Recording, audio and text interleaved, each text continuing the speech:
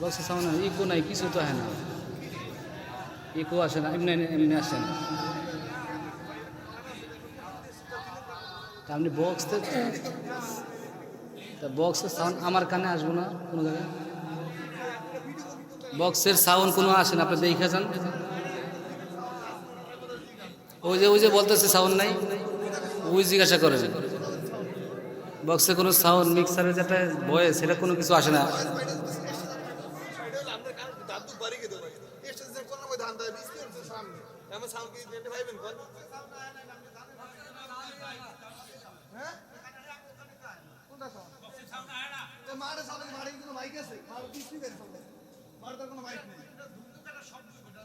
বক্সে আমরা নতুন ওয়াজ করি, আমাকে শিখাইতেছি এখন, কথা বেশি বাড়াইলে বেশি পারবো না। কোন ভাই ভাই ভাই তোমার লাগে তর্ক নাই, তুমি যতটুকু পারো একটু ভালো দেওয়ার চেষ্টা করো, দাও আর একটু পারো কিনা দাও, তাহলে কিছু কথা কওয়া যাবো, নাহলে কষ্ট হইব। একটু দেখো, একটু বোকাল বাড়ায় একটু হালকা দাও, একটু মানে বয়স টানে না, আমি যে কথা বলতেছি আমি মানে কথা জোর করে দেওয়া লাগতেছে। আলহামদুলিল্লাহ। মতি মাস্টার বয়াতি বাড়ি বাইতুল আমান জামে মসজিদ ও এলাকার যুব সমাজের যৌথ উদ্যোগে আয়োজিত তৃতীয় বার্ষিক ওয়াজ মাহফিল 18 জানুয়ারি 2026, 28 রজব রোজ রবিবার। অত্র মাহফিলে উপস্থিত মুহতারাম সম্মানিত সভাপতি মুফতি আব্দুর রহমান সাহেব দামাত বারাকাতুহুম। প্রধান বক্তা হিসাবে আলোচনা করবেন সুদূর রংপুর থেকে আগত হাফেজ মাওলানা জাকারিয়া সাহেব দামাত বারাকাতুহুম। হুজুর চলে আসছেন, আমার ঘরে বসে রেস্ট করতেছে। আমি অল্প একটু সময় আপনাদের সামনে পরিচয় হওয়ার জন্য এবং দোয়া নেওয়ার জন্য, আমার এলাকার মানুষের কাছে আমি আপনাদের কাছে খাস করে দোয়া নেওয়ার জন্য আজকে এসেছি। মূলত বয়ান না, বয়ান আল্লাহ তাআলা সারা বাংলাদেশে যতটুকু করায় আপনাদের দোয়ায় আলহামদুলিল্লাহ। তো এখানে আপনাদের সাথে শুধু দোয়া নেওয়ার জন্য আসছি। একটু দোয়া দেবেন তো সবাই ইনশাআল্লাহ। আল্লাহ সবার পক্ষ থেকে আমার জন্য দোয়াকে কবুল করেন, বলেন আমিন। তো আমি যে আয়াতে কারিমা তেলাওয়াত করেছিলাম সূরা বাকারা, শুরু থেকে আমি আয়াতে কারিমা কিছু তেলাওয়াত করেছি। এটার আলোচনা 6টা গুণ আল্লাহ তাআলা মুত্তাকি বান্দার বর্ণনা করেছেন। এই 6টা গুণের ভিতরে আমি আজকে শেষেরটা নিয়ে শুধু আলোচনা করব। আল্লাহ রাব্বুল আলামিন বলতেছেন অবিল আখিরাতি হুম ইউকিনুন। আল্লাহ তাআলা বলেন যে আখিরাতের ব্যাপার, আখিরাতের যে একটা ব্যাপার আছে, এই ব্যাপারের ওপর পরিপূর্ণ বিশ্বাস স্থাপন করা, পরিপূর্ণ মনোযোগ হওয়া যে আমার সামনে একটা আখিরাতের জগৎ রয়েছে। আজকে আমাদের ভিতরে সবচেয়ে বেশি অভাব যেটা, সেটা হলো আমরা দুনিয়া পায়া আখিরাত ভুলে গেছি। ঠিক না ব্যাঠিক? দুনিয়া পায়া আখিরাত ভুলে গেছি। প্রতিনিয়ত আমরা এমনভাবে চলি যে আমার সামনে হঠাৎ মৃত্যু চলে আসতে পারে যে কোনো মুহূর্তে, কিন্তু আমি ওটা ভাবি না। মৃত্যু আসলে আসুক, অমুকেও মারা যায়, তমকেও মারা যায়, আমিও মারা যাব, এরকমটা অনেকে ভাবে। কিন্তু দেখেন আমাদের মা বোনরা, আজকে আমাদের বাড়িতে অনেক মা বোনরা আসছে। আমি বিশেষ করে আজকে এই জন্য 2টা ওয়াকিয়া বলবো মা বোনদের উদ্দেশ্যে, যে আমাদের পয়গম্বর সাল্লাল্লাহু আলাইহি ওয়াসাল্লামের জীবন সঙ্গিনী, সহধর্মিনী, যাকে নবী সবচেয়ে বেশি মৃত্যু হওয়ার পরে নবী যার জন্য সবচেয়ে বেশি কষ্ট পেয়েছেন, তার নাম হলো আম্মাজান খাদিজাতুল কুবরা রাদিয়াল্লাহু তাআলা আনহা। এই আম্মাজান খাদিজা একদিন নবীকে বলতেছে, ইয়া রাসূলুল্লাহ, দুনিয়ার থেকে আমি যখন চলে যাওয়ার পরে আমার কবরের সাথী বাতি হিসেবে দুনিয়ার কেউ কি থাকবে নাকি? তখন রসুল বলছে, দেখো কবর এমন একটা জগৎ যেখানে কারো সাথে দুনিয়ার কেউ কখনো যায় নাই এবং কিয়ামত পর্যন্ত কেউ যাবে না। অন্ধকার কবরে একা একা থাকতে হবে। আম্মাজান খাদিজাতুল কুবরা রাদিয়াল্লাহু তাআলা আনহা একদিন ঘরের মধ্যে বসে বসে একা একা কান্না করতেছেন। এমন সময় আম্মাজান খাদিজার কন্যা ফাতেমাতুজ জোহরা রাদিয়াল্লাহু তাআলা আনহা ঘরের মধ্যে এসে দেখে যে মা জননী কান্না করতেছে। হযরতে ফাতেমা জিজ্ঞাসা করে, আম্মাজান, আপনি এই মুহূর্তে হঠাৎ করে এইরকম করে অঝর দ্বারায় চোখের পানি সেরে সেরে কেন আপনি এইভাবে কান্না করতেছেন গো আম্মাজান? ও আম্মাজান, আপনার কান্নার কারণটা কি আমি একটু জানতে পারিনি? সাথে সাথে খাদিজাতুল কুবরা ডাক দিয়ে বলে, ফাতেমা রে, এতদিন পর্যন্ত তোমার বাবার সাথে আমি সংসার করলাম। তোমার বাবা দুনিয়ার জমিনে যত নবীরা আসছেন সমস্ত নবীদের লিডার, সমস্ত নবীদের মধ্যে সবচেয়ে বড় নবী। এই সবচেয়ে বড় নবীর সবচেয়ে বড় স্ত্রী হইলাম আমি।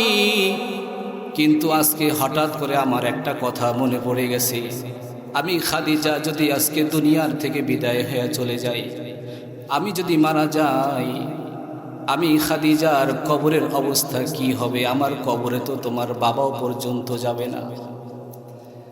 এরে ফাতেমা, ওই অন্ধকার কবরের কথা মনে পড়ে গেছে। একা একা অন্ধকার কবরে আমি কেমনে থাকবো? এই জন্য আমি কান্না করি। ফাতেমা রে, তোমার বাবা সারাটা দিন দাওয়াতের কাজ করে কষ্ট করে বাড়িতে যখন আসে, আমার মন মেজাজ তোমার আব্বার সামনে আমার পেশ করতে হঠাৎ ভয় হয়। ফাতেমা, তোমার কাছে আমি কয়েকটা কথা বইলা যাই, এই কথাগুলা তুমি আমার পক্ষ থেকে তোমার বাবারে শুনাইবা। ঠিক আছে মা, আপনি বলেন আব্বার কাছে আমার কি কইতে হইব? এবার একে একে খাদিজা বলতেছে, এখান থেকে একটু খুব খেয়াল করব আমরা। মা বোন যারা আছেন তারা একটু বেশি করে খেয়াল করবেন। আম্মা জান খাদিজা বলে, ও ফাতেমা, তোমার আব্বুকে গিয়ে বলবা আমি খাদিজা যেই দিন দুনিয়ার থেকে বিদায় নিয়ে চলে যাব, ওই দিন তোমার আব্বু যেন তার শরীরে যেই জুব্বা মোবারকগুলো পরছেন তার একটা জুব্বা দিয়া যেন আমার শরীরের ভিতরে কাফন জড়াইয়া দেয়। বাজারের কোনো কাফন দিয়া যেন আমার গায়ের ভিতরে না জড়ানো হয়। আমার বড় ভয় হয় যদি জাহান্নামের আগুন আমার শরীরের মধ্যে আইসা লাইগা যায়। কিন্তু আমার এতটুকু আশা আছে, আমার নবীর শরীরের মধ্যে যেই জুব্বা মোবারকটা লাইগা গেছে, ওই জুব্বা মোবারক যদি আমার গায়ের মধ্যে পরানো থাকে, আমার নবীর জুব্বার সামনে জাহান্নামের আগুন আসার সাহস জীবনেও হবে না। চিল্লায় বলেন সুবহানাল্লাহ। এই জন্য আমার একটা জুব্বা দিতে বলবা। আচ্ছা ঠিক আছে, আর কি বলতে হবে? আম্মা জান খাদিজা বলে, ও ফাতিমা, তোমার আব্বাকে বলবা আমি মারা যাওয়ার পর আমার গোসলটা যেন দুনিয়ার অন্য কোনো মানুষ না দেয়, বিশ্ব নবী নিজে হাতে যেন আমাকে গোসল দেয়। এরপরে তোমার আব্বাকে বলবা, 3 নম্বরে বলবা তোমার আব্বা যেন নিজে আমার জানাজায় অংশগ্রহণ করে নিজে যেন জানাজার নামাজটা পড়ায়। এরপরে তোমার আব্বাকে বলবা তোমার আব্বা নিজে যেন ওই কবরের ভিতরে নাইমা, তারপরে যেন আমাকে সে নিজে কবরে রাইখা দেয়। আর সর্বশেষ একটা কথা বলবা রে ফাতেমা, মাটি দেওয়ার পরে সবাই যখন একে একে চলে যাবে, আমি ফাতেমা আমি কবরে একা একা থাকতে পারবো না। আমার বড় ভয় হয়, ওই জায়গায় মুনকার নাকিরের প্রশ্নের জবাবটা কিন্তু আমি দিতে পারবো না। তোমার আব্বারে বলবা যতক্ষণ পর্যন্ত মুনকার নাকিরের সওয়ালের জবাবটা আমি দিতে না পারি, ততক্ষণ পর্যন্ত যেন কবরের কাছে তোমার আব্বা একা একা বৈশা থাকে, সে যেন কবরের কাছ থেকে আমাকে রাইখা দূরে চইলা না যায়, এটা একটু বইলা দিবা। ফাতেমা ডাক দিয়া বলে, আম্মা জান আপনি টেনশন করিয়েন না, আব্বু আসলে আজকে এই সব কথাগুলো আমি বলবো। পয়গম্বর ঘরের মধ্যে আসলেন। ফাতেমা রাদিয়াল্লাহু তাআলা আনহা তার আব্বুকে যায় জড়ায় ধরে বলে, আব্বা জান, আম্মা জান ঘরের মধ্যে কান্না করতেছে আর আমাকে অনেকগুলো কথা বললো। এই কথা আমার নবীজি সাল্লাল্লাহু আলাইহি ওয়াসাল্লাম সাথে সাথে পাগলের মতো হয়ে গেছে। একটা দৌড় মেরে খাদিজাকে বলে, এ খাদিজা কি হয়েছে, তুমি কেন কান্না করতেছো? খাদিজা বলে, পয়গম্বর, আজকে হঠাৎ করে আমার ওই কবরের কথা মনে পড়ে চোখের পানি পড়ে গেছে। এই হালাত ফাতেমাকে আমি এই কথাগুলো বলছি। সাথে সাথে আল্লাহর পয়গম্বর আম্মাজান খাদিজাকে বুকের ভিতরে জায়গা দিয়া সান্ত্বনা দিয়া বলে, রে খাদিজা, দুনিয়ার জমিনে তুমি আমার যেই উপকার করছো, এত বড় উপকার আমারে কেউ করে নাই। আমি যখন শিশু ছিলাম, আমি আমার বাবারে দেখি নাই। আমার বাবা আমি দুনিয়ায় আসার আগে বিদায় হয়ে গেছে। আমি দুনিয়ায় আসার 6 বছর পরে আমার মা দুনিয়ার থেকে বিদায় হয়ে গেছে। আমার চাচা ছিল, দাদা ছিল, তারা চলে গেছে। তুমি আমার জীবন সঙ্গিনী হইয়া তোমার লক্ষ লক্ষ টাকা ছিল, সব তুমি আমার জন্য ব্যয় করেছো। আমি যখন দাওয়াত দিয়ে আসতাম, কাফেররা আমাকে মারতো, আমাকে ময়লা পানি মারতো। তুমি আমার চেহারা ধোয়াইয়া দিতা, তুমি আমারে গোসল করাইয়া দিতা, তুমি আমারে রাতের বেলা একা একা সান্ত্বনা দিতা। আমার মা বাবা থাকলে যেই কথা বইলা আমাকে সান্ত্বনা দিত, তুমি খাদিজা আমাকে ওই রকম কথা বইলা বইলা সান্ত্বনা দিতা আর আমাকে সাহস যোগাইয়া দিতা। খাদিজা, তুমি চলে গেলে আমার কি অবস্থা হবে? আমি মুহাম্মদ তো একা হয়ে যাইব। হে খাদিজা, আমি তোমার কথা ভুলতে পারবো না। আর শুনে নাও, তুমি কবরে যাওয়ার পর আমি নবী স্বয়ং ওয়াদা করলাম, তোমার কবরের সওয়াল জবাব না হওয়া পর্যন্ত আমি নবীজি তোমার কবরের কাছ থেকে দূরে যাব না। আল্লাহু আকবার। আমার পয়গম্বর এই কথা বলার পরে আম্মাজান খাদিজা এবার কান্না একটু বন্ধ করছে। যাই হোক, আমি ওই দিকে যাব না। আম্মাজান খাদিজা দুনিয়ার থেকে বিদায় হয়ে গেলেন। যেই দিন বিদায় হয়ে গেছে, আল্লাহর পয়গম্বর যেই কটা কথা বলেছিল ফাতেমা, সমস্ত খাদিজা সব কথাগুলো একে একে মানতে শুরু করলেন। আল্লাহর রসুল নিজে গোসল দিলেন, এরপরে নিজের জুব্বা একটা হাদিয়া দিছে, জুব্বা দিয়া তার শরীরটা পেঁচাইছে। এরপরে নিজে জানাজা পড়লো। এরপরে কবরে নিয়া আল্লাহর রসুল কবরের মধ্যে সবার আগে নামছে। নাইমা বলে, দে খাদিজার লাশটা আমার কোলের ভিতরে দে। আল্লাহর পয়গম্বর আম্মাজান খাদিজাকে এইভাবে বুকে নিয়া চোখের পানি ছেড়ে ছেড়ে বলে, আল্লাহ, আমার খাদিজারে তুমি কবরের মধ্যে কোনো কষ্ট দিও না। এই খাদিজা মক্কার জমিনে কাফেররা যত আমারে কষ্ট দিয়েছে, আমি খাদিজার ভালোবাসা পাইয়া, আমি খাদিজার উত্তম ব্যবহার পাইয়া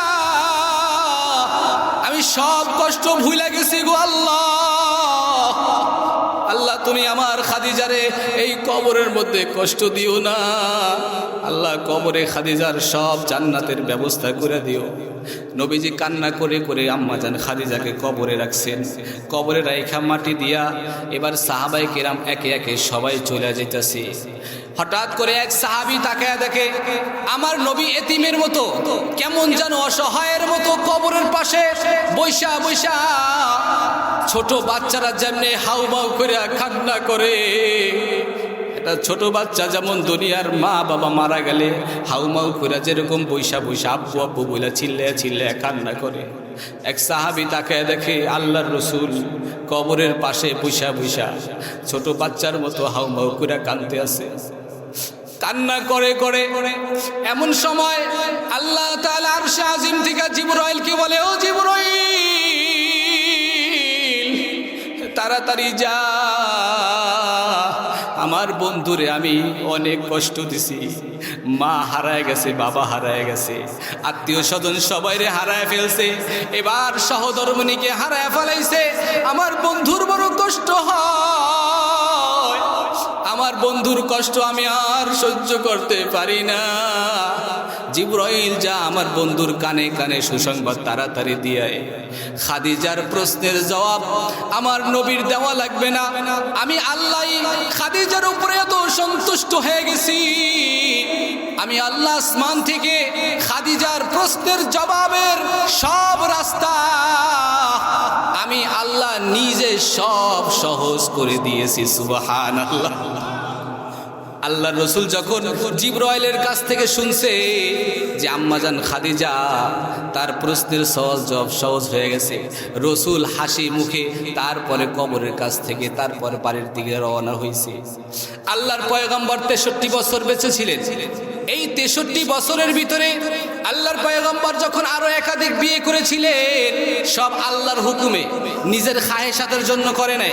আজ তো দুনিয়ায় 4-5টা 6টা বউ থাকে অনেকের খায়েশাতের জন্য, কিন্তু আল্লাহর পয়গম্বর এটা করেন নাই। আল্লাহর হুকুম হয়েছে তো একটা বিবাহ করেছেন, আবার হুকুম হয়েছে আরেকটা বিবাহ করেছে। যখন আয়েশা রাদিয়াল্লাহু তাআলা আনহাকে বিয়ে করে, এমন সময় একদিন আম্মাজান আয়েশা বলতেছে, ও আল্লাহর রাসূল, আমি দেখি মাঝে মাঝে আপনি খাদিজার কথা মনে হইলে আপনি কেমন যেন মন বেজার করে থাকেন। আরে খাদিজার চাইতে কি আমি সুন্দর না? আপনি খাদিজার জন্য এরকম কেমন করেন? আল্লাহর রাসূল কথাটা শোনার সাথে সাথে আয়েশাকে বলে, আয়েশা রে,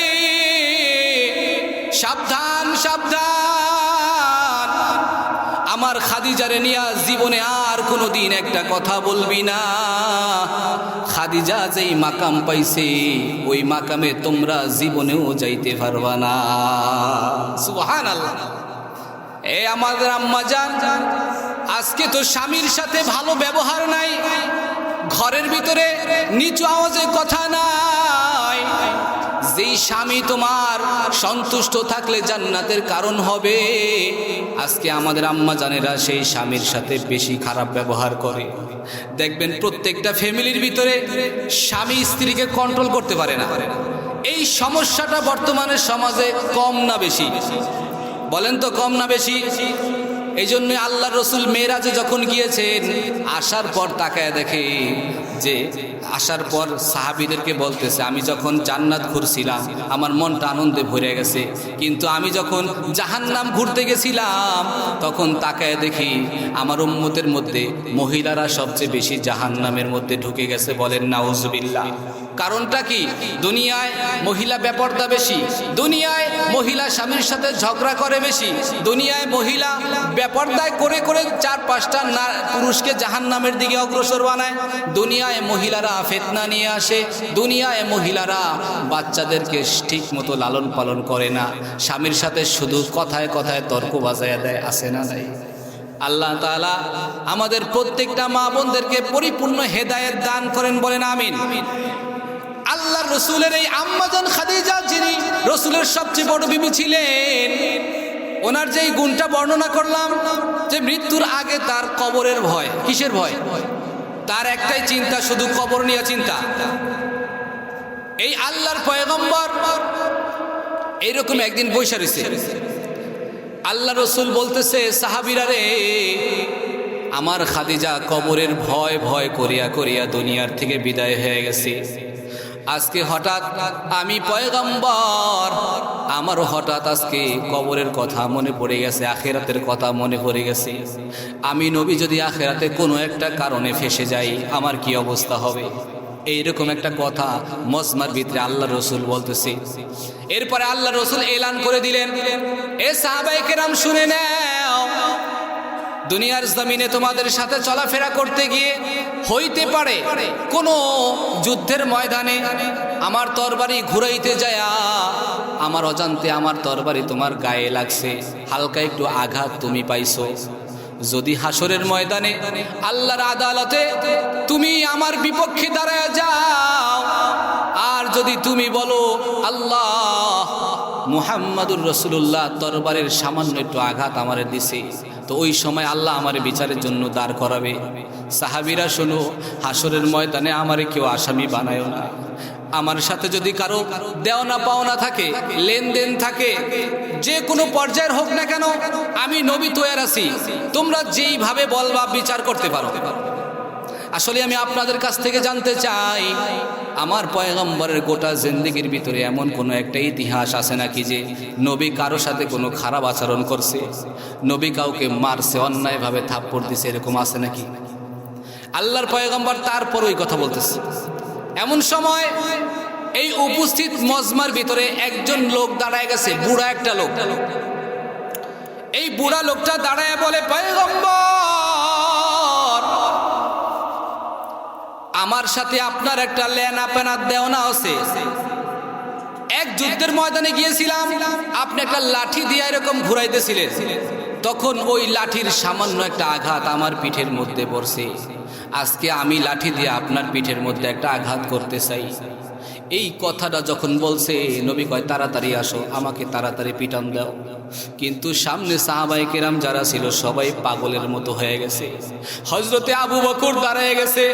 আবু বকর চোখের পানি ছেড়ে বলে, ভাই তোমার যত পিটান দিতে মনে চায় আমি আবু বকরের পিঠে দেও, মায়ার নবীর পিঠে একটা পিটান দিও না, আমরা সহ্য করতে পারবো না। এই নবীর চেহারা দেখা কালেমা পড়া মুসলমান হইলাম, আর সেই নবীরে পিটান দিবা এটা সহ্য করতে পারি না। যেই নবীর শরীরে আল্লাহ মশা মাছি বসা হারাম ঘোষণা করছে, সেই নবীরে মারবা এটা সহ্য করতে পারি না। আমি আবু বকর রেডি আছি, যত পিটান দিতে মনে চায় আমারে দাও। আল্লাহর নবী বলে, আবু বকর আপনি বসেন, হাসরের ময়দানে আমার বোঝা আপনি বহন করবেন না। এই কথা বলার সাথে সাথে আবু বকর বসে গেছে। আরেক পাশ দিয়ে হযরতে ওমর দাঁড়ায় গেছে। ওমর তো খুব রাগী মানুষ, কিন্তু নবীর সামনে তো আর রাগ দেখাইতে পারে না। ওমর বলতেছে, ভাই আমি ওমর এতটা খারাপ ছিলাম, মক্কার জমিনে আমার ভয়ে থরথর করে সবাই কাঁপতো।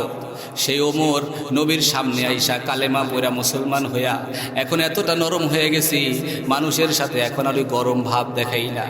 আমার আগের কথা মনে রাখিস, তরবারি দিয়া কিন্তু 2 টুকরা করে ফেলায়। আমার নবীর দিকে যাইস না। আরে আমার দেহটা কি দেখোস না? আমি ওমর এতটা বড় একটা দেহ লয়ে ঘুরি, আমার দেহটা পুরা তোর সামনে মিশাই দিলাম। যতগুলা পিটান মন চায় আমি ওমর রে দে, আমি জীবনে তোরে কোনোদিন কিছু কইব না, তারপরেও আমার মায়ার নবীর দেহের মধ্যে আঘাত করিস না। এমন সময় নবী ডাক দিয়া বলে, এ ওমর তুমি বসে যাও, লা ইউকাল্লিফুল্লাহু নাফসান ইল্লা উসাহা। হাসরের ময়দানে আমার বোঝা তুমি বহন করবে না, তাড়াতাড়ি বসে যাও। ওমর বসে গেছে। ওমর, ওসমান, আলী এরকম অনেক সাহাবাই দাঁড়াইছিল। সবাইকে আল্লাহ রসুল বসায় দিলেন। এবার আল্লাহ রসুল বলতেছে, হে আলী, ফাতেমার ঘরের ভিতরে দৌড়াইয়া যাও। ফাতেমার ঘরে যায় দেখবা যে আমার একটা বিচারের লাঠি আছে, এত বড় একটা লাঠি। ওই লাঠি দিয়ে আমি বিচার করি। ওই বিচারের লাঠিটা তার কাছ থেকে চায়া নিয়ে আসো। লাঠি নিয়ে আসতে গেছে, ফাতেমাকে বলে লাঠিটা দাও। কয় লাঠি দিয়া কি করবা? নবী চাইছে কিসের জন্য? এইরকম মজমা কায়েম হয়েছে, নবীকে জানি কে মারবে। সাথে সাথে ফাতেমা, শত হইল তো মেয়ে, ফাতেমা রাদিয়াল্লাহু তাআলা আনহা চোখের পানি ছেড়ে এবার বলতেছে, ও প্রাণের স্বামী আমার, ওই যে আমাদের কলিজার টুকরা 2টা ছোট ছোট বাচ্চা আছে, হাসান হুসাইন, যান এই 2টা বাচ্চারে নিয়ে যান।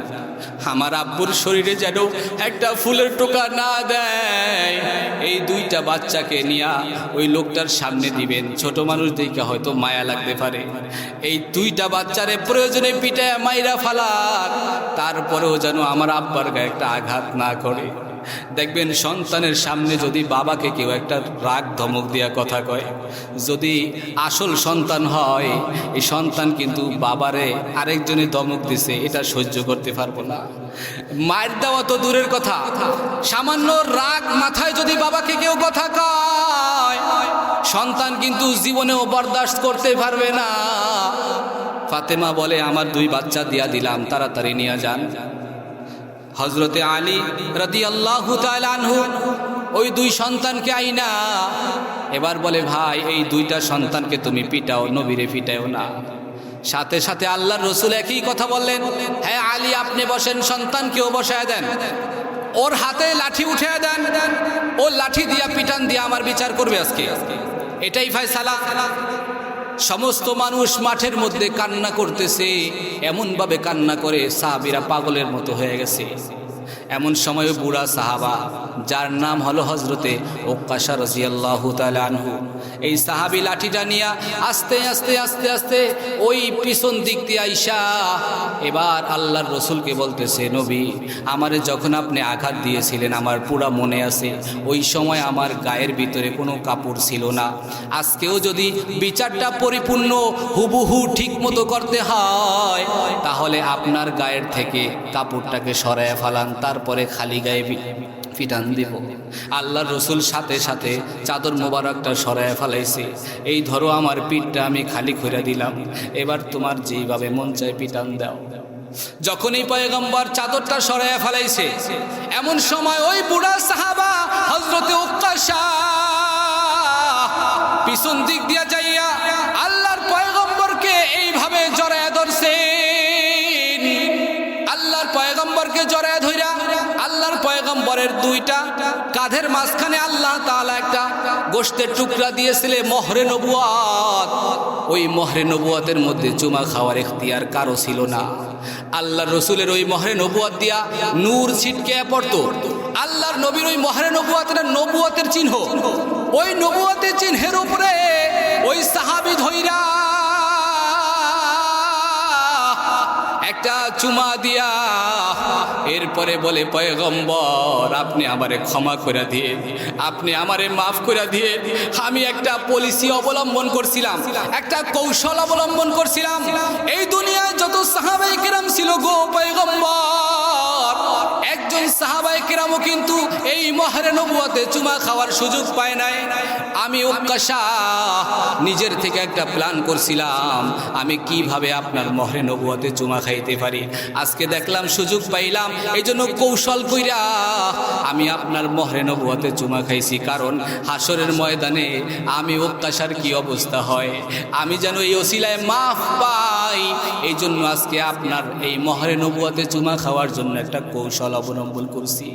আল্লাহ রসুল উকাশাকে জড়ায় ধরা বলে, আরে উকাশা আমি নবী কথা দিলাম, আমি নবীর মোহরে নবুয়তের সাথে তোমার যে দুইটা ঠোঁট লেগেছে, এই দুইটা ঠোঁটওয়ালা পুরা দেহ জাহান্নামের আগুনে জ্বলবে না। সুবহানাল্লাহ। দেখেন এরা বললাম কেন, আল্লাহর নবীর আখেরাতের কি ভয়, মূলত এটা বুঝাইছি। আমার নবীর আখেরাত তো একদিকে বুঝাইলাম আম্মাজান খাদিজার কথা, আম্মাজান খাদিজার আখেরাত নিয়ে কিরকম ভয়, আর আরেক দিকে বুঝাইলাম আমার পয়গম্বরের আখেরাত নিয়ে কিরকম ভয়। আপনাদের কি কষ্ট হইতাছে নাকি? কষ্ট হইতাছে? ইনশাআল্লাহ ঠিক সময় আর অল্প একটু সময় 10 মিনিটের মধ্যে আমাদের প্রধান বক্তা চলে আসবে। 10টা মিনিট থাকবে না ইনশাআল্লাহ। এবং আজকে আমাদের আলোচনাটা একবারে সুন্দর মতন শেষ করে তারপরে আমরা সবাই যাব একসাথে মাহফিল শেষ করে মোনাজাত দিয়ে, এবং দূরের মেহমান আসে তার সাথে একটা মুসাফাও করলাম প্রয়োজনে। সবাই কি বলেন, এটা ভালো হবে না খারাপ হইব? আমি তো এলাকার মানুষ, আগেই বলছি আমি বয়ান করতাম না আজকে, এই জন্য আলোচনার মোড় ঘুরে আমি শুধু একটা বিষয় নিয়ে আমি আলোচনা করি, আখিরাতের ফিকির। মনে আছে না? এবার একটা সাহাবার ঘটনা শোনেন। হযরতে আবু বকর রাদিয়াল্লাহু তাআলা আনহু, এই আবু বকর একদিন ঘরের মধ্যে বসা বসা নামাজ পড়তেছে আর কাঁদতেছে। আবু বকরের বিবি তাকে দেখে, রাতটা পুরা সারাটা রাত পার হয়ে যায় কিন্তু আবু বকর কান্না থামায় না, কাঁদতেই আছে, সারাটা রাত কান্না করতেছে। এমন সময় আল্লাহর নবী ঘরের মধ্যে আসছে। আল্লাহর নবী আয়েশা দেখে আবু বকরের চোখ দিয়া পানি পড়ে। জিজ্ঞাসা করলেন, এ আবু বকর, সারাটা রাত কেন আপনি কান্না করতেছেন? আবু বকর ডাক দিয়া বলে, পয়গম্বর আল্লাহ তাআলা 30 পারা কোরআনের ভিতরে 6666টা আয়াত নাজিল করেছে। তার মধ্যে একটা আয়াত, এমন একটা আয়াত যেই আয়াতটা আজকে আমি তেলাওয়াত করার পর আমি আর কান্না থামায় রাখতে পারি নাই। একটা আয়াত আমাকে সারাটা রাত কান্না করাইতেছে। আমার নবী জিজ্ঞাসা করে, আবু বকর সে আয়াতটা কোনটা একটু বলেন তো দেখি। আবু বকর বলতেছে, ইন্নাল্লাহা আশতারা মিনাল মুমিনিনা আনফুসাহুম ওয়া আমওয়ালাহুম বিআন্না লাহুমুল জান্নাহ। ও আল্লাহর রাসূল, এই আয়াতটা আমাকে সারাটা রাত কাঁদাইছে। আয়াতের অর্থ তো নবীজি বুঝে গেছে। আপনারা যেহেতু বুঝেন না আমি একটু বুঝাই দেই। আয়াতের অর্থ হলো ইন্নাল্লাহ, নিশ্চয় আল্লাহ তাআলা, ইশতারা মিনাল মুমিনিনা, মুমিনদের থেকে আল্লাহ ক্রয় করে নিয়েছেন, আনফুসাহুম, তাদের নিজের নফসের বিনিময়ে, ওয়া আমওয়ালাহুম, তাদের মালের বিনিময়ে, বিআন্না লাহুমুল জান্নাহ, জান্নাত, অর্থাৎ আল্লাহ তাআলা জান্নাতের বিনিময়ে মুমিন বান্দার জান মাল দুইটা আল্লাহ নিয়ে নিছে। অর্থাৎ বান্দা তুই যদি জান্নাত পাইতে চাস তোর জান মাল আমার জন্য ব্যয় করতে হবে। কথাটা বুঝে আসছে? এইটা হইছে আয়াতের অর্থ। তো আল্লাহ রসুল বলতেছে আবু বকর এটা তো খুশির কথা, এখানে তো আমি কান্নার কিছু দেখি না। আরে তোমার জানমাল আছে, জানমালের বিনিময়ে আল্লাহ তোমার জান্নাত দিব, তো সুন্দর কথা। হযরতে আবু বকর বলে, ও পয়গম্বর, আপনি পয়গম্বর, আপনার মাকাম যেই জায়গায়, আপনি তো আপনার মাকাম অনুযায়ী ভাবতেছেন, চিন্তা করতেছেন, কিন্তু আমি আবু বকর আমি আমার মতো ভাবতেছি। আমার একটা দোকান আছে, ব্যবসায়ী, আমি একজন ব্যবসায়ী, আমি কাপড়ের ব্যবসা করি। এই কয়েকদিন আগে একজন মহিলা একটা কাপড় কিনা নিয়ে গেছে। প্রায় 1 মাস পরে মহিলাটা আমার দোকানে আসছে, আইসা আমাকে বলতেছে, এ আবু বকর, এই যে ধরো তোমার কাপড়টা তোমাকে ফিরিয়ে দিলাম। আমি জিজ্ঞাসা করলাম, বোন আপনি কেন আমার কাপড়টা ফিরিয়ে দিলেন এতদিন পরে? বলে মহিলাটা আমার সাথে বেশি কথা বলে নাই, শুধু একটা কথা বলছে, এ আবু বকর, আমি যে টাকা দিয়া তোমার থেকে একটা সুন্দর জিনিস কিনেছিলাম, টাকা দেয়া কিনছি ঠিকই, এই দোকানের যেই মালটা আছে, কাপড়টা আছে, এটা আমার পছন্দ হয় নাই, আমার টাকা আমাকে দিয়া দেও, তোমার মাল তুমি নিয়ে যাও। এই একটা কথা বইলা মহিলা চলে গেছে। এবার আবু বকর বলতেছে, ও পয়গম্বর, এবার আমি আবু বকর চিন্তায় পড়ে গেলাম, হাসরের ময়দানে আল্লাহ পাক যদি আমাকে ডাক দিয়া বলে, রে আবু বকর এদিকে আয়, এদিকে আয়, আমি আল্লাহ যে বিশাল এক জান্নাত বানায় রাখলাম, এই জান্নাতের জন্য তুই কি নিয়ে আসছো বলো। আমি আবু বকর যদি বলি, আল্লাহ আমার জান, আমার মাল, আমার টাকা পয়সা, আমার নামাজ, আমার রোজা, আমার হজ যাকাত, এই সব তোমার জান্নাতের জন্য করেছি। আর আল্লাহ যদি আমাকে বলে, ও পয়গম্বর, আল্লাহ যদি আমাকে বইলেই ফালায়, আরে আবু বকর, তোর জানমাল, তোর নামাজ, রোজা, হজ, যাকাত, এগুলা একটাও আমি আল্লাহর পছন্দ হয় নাই। এই ল কাপুরের মতো তোর সব জানমাল, তোর টাকা পয়সা আমি আল্লাহ তোরে ফিরাইয়া দিলাম, তুই আমার জান্নাত ফিরাইয়া দে, আমি আল্লাহ তোরে জান্নাত দিতাম না। ও পয়গম্বর, আল্লাহ তাআলা যদি আমি আবু বকরকে এইরকম করে বইলা ফালায়, তাইলে আমি আবু বকরের কি অবস্থা হবে? এই কারণে আজকে সারাটা রাত আমি এই আয়াত পড়ে পড়ে কান্না করে করে কাটাইয়া দিয়েছি। চিল্লায়া বলেন আল্লাহু আকবার। আরে ভাই, আবু বকর সহজে বুঝেন না কেন? আবু বকর 10 জন জান্নাতের মধ্যে 1 নম্বরে, ঠিক না? 1 নম্বরে কিনা? 10 জনের মধ্যে 1 নম্বর আবু বকর। সেই আবু বকর যদি সারাটা রাত কান্না করে দেয়, রে ভাই, আজ তোমার আমার কি পরিমাণ গুনাহ। প্রত্যেকে নিজের বুকের হাত লাগায় বলেন তো, গুনাহ কি করেন নাই? গুনাহ কি করেন নাই? গুনাহ ছাড়া এখানে কোনো আল্লাহর বান্দা কি আছে নাকি? এরে ভাই, তোমার আমার জীবনে অনেক গুনাহ হয়ে গেছে, এখন তোমার জন্য সুসংবাদ আছে। আল্লাহ তাআলা আমার নবীকে দিয়ে একটা স্পেশাল আয়াত নাজিল করে দিয়েছে, উল ইয়া ইবাদিয়াল্লাযীনা আসরাফু আলা আনফুসিহিম লা তাকনাতু মির রাহমাতিল্লাহ ইন্নাল্লাহা ইয়াগফিরুয যুনুবা জামিআ। আল্লাহ জানায় দেয়, ও পয়গম্বর, আপনার সমস্ত উম্মতদেরকে ডাক দিয়া এরপরে বলেন, আমার বান্দা বান্দিরা, এগুলো তো আমার মোহাব্বতের সব, এদেরকে ডাক দিয়া বলেন, আমি আল্লাহ তাআলা তারা যখন তওবা করবে তাদের 1টা 2টা 3টা 4টা এরকম সিস্টেম না, ইন্নাল্লাহা ইয়াগফিরুয যুনুবা জামিআ, তওবা করার সাথে সাথে আমি আল্লাহ সকল গুনাহগুলো মাফ করে দিব। তাহলে আজকের মজমা একটু তওবারও দরকার আছে না নাই? আরে ভাই, আমরা চলতে ফিরতেই গুনাহ হয়ে যায়, এখন কি করবেন? গুনাহ হইতেছে, গুনাহ নিয়ে কি কবরে যাওয়া যাবে নি? গুনাহ নিয়ে যদি কবরে যাইতে অবস্থা খারাপ। এই জন্য আজকের মজমাটা কালকে আর থাকবে না, আজকে আমাদের তওবারও পাশাপাশি দরকার আছে না নাই? আল্লাহর পয়গম্বর আরেকটা আয়াত দিয়ে আরো সুসংবাদ দিলেন, আল্লাহ পাক রব্বুল আলামিন এই আয়াতটা যেই দিন নাজিল করেছেন সেই দিন আমার পয়গম্বরের খুশির চেহারা বেশি বেড়ে গেছে। আল্লাহর পয়গম্বর বলে, ও সাহাবায়ে কেরাম শুনে নাও, আমার আল্লাহ আমার উম্মতের জন্য আরেকটা সুসংবাদ দিয়েছে। আমার উম্মতের যত গুনাহ হয়ে যায়, যখন সে তওবা করে, গুনাহ তো মাফ করেই করে, আবার গুনাহগুলা সব আল্লাহ নেকি দিয়া পাল্টায়া দেয়। তাইলে লাভ বেশি না কম? কথা বোঝে না, কম না বেশি? ফাউলাইকা ইউবাদদিলুল্লাহু সাইয়্যাতিহিম হাসানাত, ফাউলাইকা ইউবাদদিলুল্লাহু সাইয়্যাতিহিম হাসানাত। আল্লাহ কয়, বান্দা তোর যতগুলো গুনাহ আছে, ধর তোর 2 কোটি গুনাহ আছে, তওবা করার সাথে সাথে আমি আল্লাহ ওই 2 কোটি গুনাহকে 2 কোটি নেকি বানায় দিলাম। সুবহানাল্লাহ। তাহলে আমরা যারা গুনাহ করছি, আমাদের টেনশন একদিকে আছে, আবার আরেক দিকে ভাবলে আমাদের একটা খুশির সংবাদও আছে না নাই? কথা বোঝে না, আছে না নাই?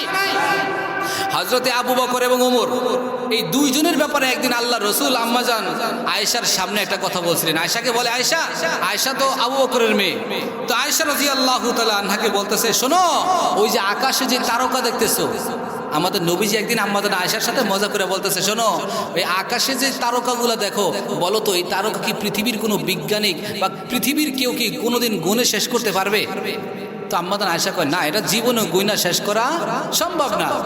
এবং কোরআনে আসছে, ওয়া ইন তাউদ্দু নি'মাতাল্লাহি লা তুহসুহা, আল্লাহ বান্দাকে যত নিয়ামত দিয়েছে গুনে গুনে জীবনে শেষ করা যাবে না।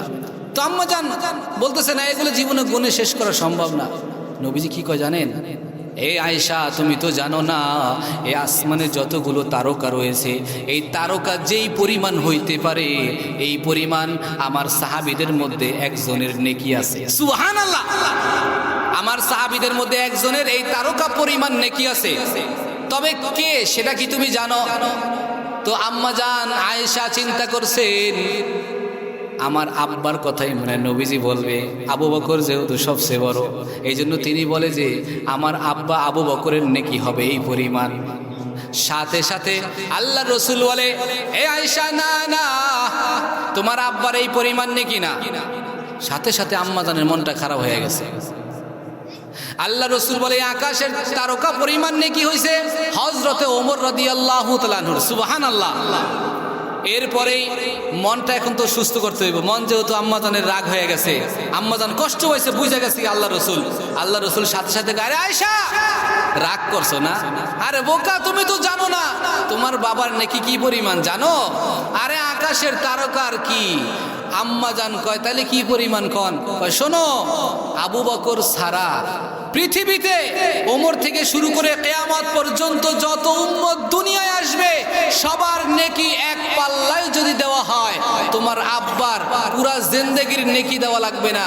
শুধু আমাকে নিয়ে হিজরতের সময় গারে সুরের মধ্যে 3 দিন অবস্থান করেছে, তোমার আব্বা 3টা দিন আমার জন্য যে কষ্ট করেছিল, ওই 3 দিনের নেকি যদি এক পাল্লায় দেওয়া হয়, কিয়ামত পর্যন্ত উম্মতের নেকি সব হালকা হয়ে যাবে। আল্লাহু আকবার। এবার আম্মাজান খুশি না বেজার? আম্মাজান মিটি মিটি হাইসা দিছে। আসলেই ভাই, আমাদের সাহাবায়ে কেরামের কোনো তুলনা আসেনি, কিন্তু এরপরেও সাহাবায়ে কেরাম কি কানছে না হাসছে?